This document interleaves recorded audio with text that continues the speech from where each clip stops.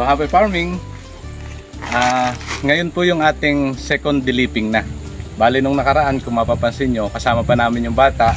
Sila yung nagdilip dito sa ating lakatan. Pero ngayon, after 1 month and a half, kailangan na naman natin magdilip. Pero kung mapapansin nyo, medyo mataas na siya. Hindi na siya namin halos, hindi na pwedeng yung bata lang ang magdilip dahil mataas na.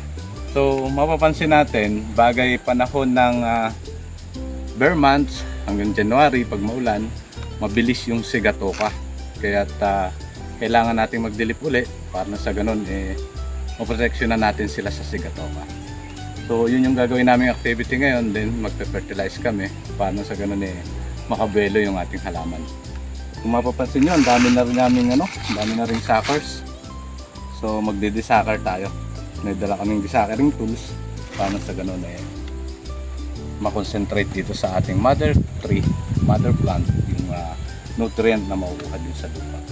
So update ko kayo mamaya, medyo magdi-deleting pa lang ako kasi ang dami sigatoka.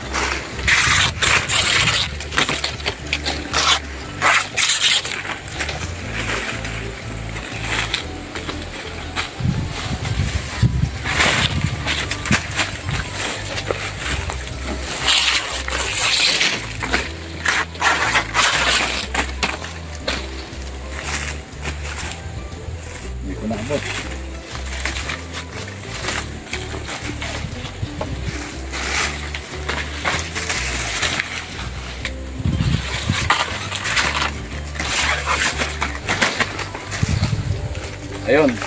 So nahihirapan na akong abutin yung ating yung mga sigatoka doon sa ating tanim. Sa susunod, kailangan na natin gumamit ng special tools. Para sa ganun medyo mahaba yung ating pangtanggal ng sigatoka. Bali ito ay August namin tinanim. August 19, August, September, October, November, December, January.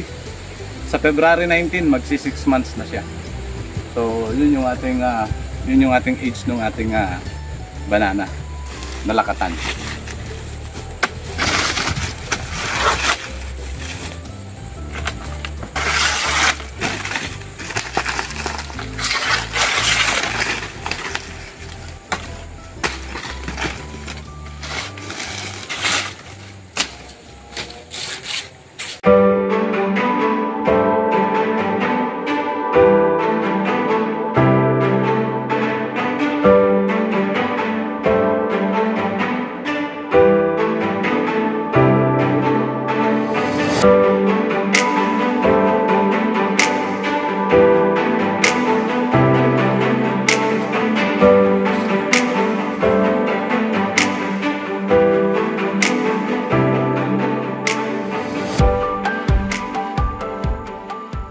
So magdi-desuckering po naman tayo ngayon.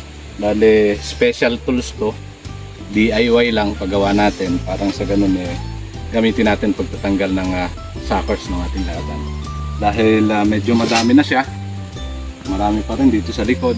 Ang gagawin natin, babawasan natin. Then magtitira lang tayo ng isang follower niya. So start ko na.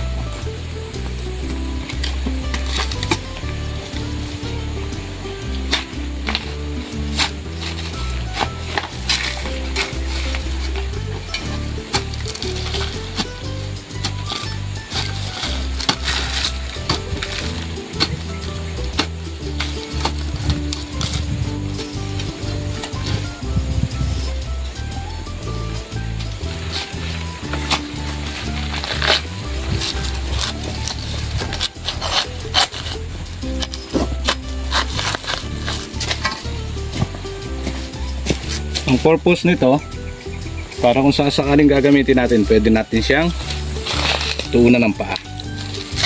Yan. So ganun lang kadali.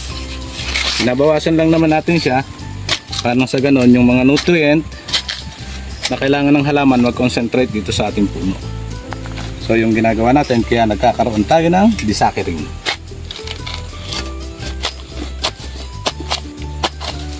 Ang isa pa maliban dito, kaya malapad-lapad yung pinapagawa natin na ganito para after natin na matanggal, ay ito na rin yung gagamitin natin na parang pinakapala para pantabon dun sa pinagtanggalan natin ng suwi o ng suckers na.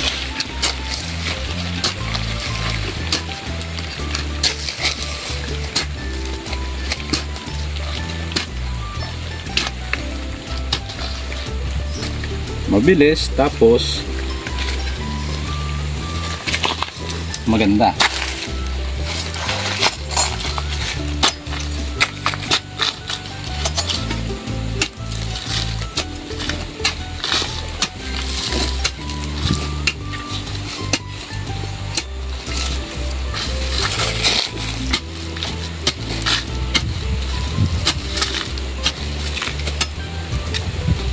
Titira lang natin itong isa para siya na yung magsisilbing follower na susunod dito sa ating mother plant.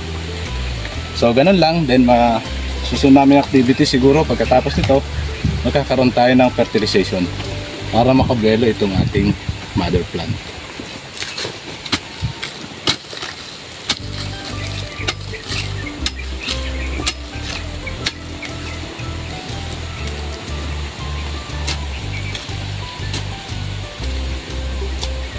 Naman tayo sa kabila.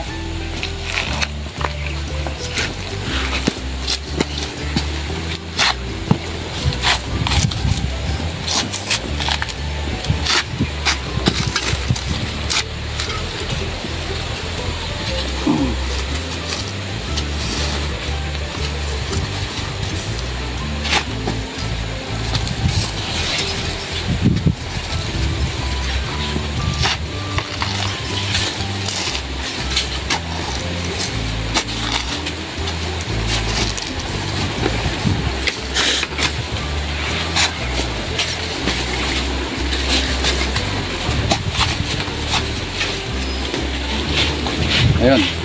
Ito yung ating follower na tinira sa kanya.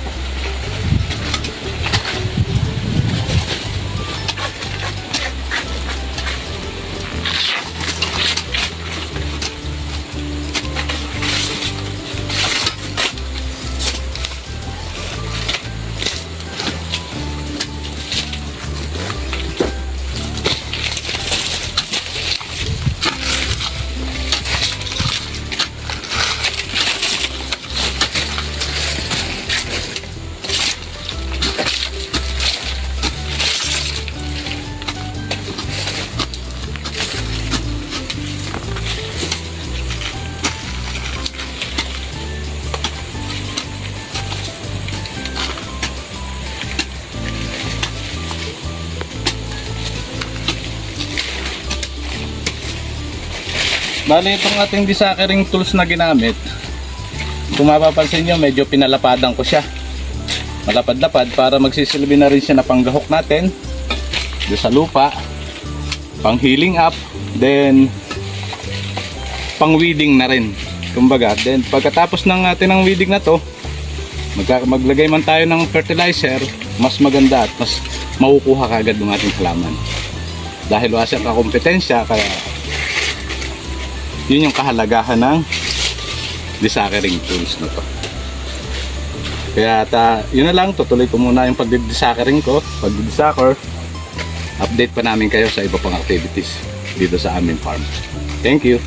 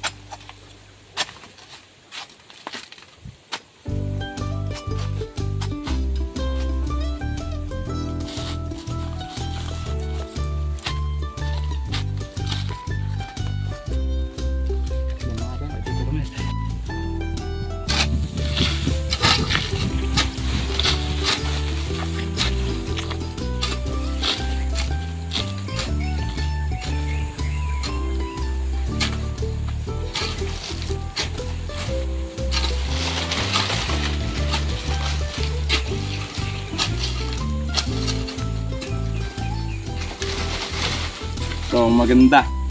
Maganda na kasi unang-una, bakit tayo nagde-desuckering? Kaya tayo nagde-desuckering kasi kakumpetensya pa nitong ating puno yung mga follower niya. Pag ganon, siyempre, hindi medyo malakas pang kumain ng nutrient itong mga followers niya. Kaya medyo naapektuhan itong ating mother plant, itong ating mother na to. So ang ginawa natin, tinanggalan natin ng suckers. Then pag naglagay tayo ng fertilizer, so masasabi natin na talagang mas mapapakinabangan niya, mas maganda ang magiging resulta. Medyo malaki na siya. In 6 months old, okay na itong resulta na to. Yes. Ngayon dito na lamang, maraming salamat and happy farming.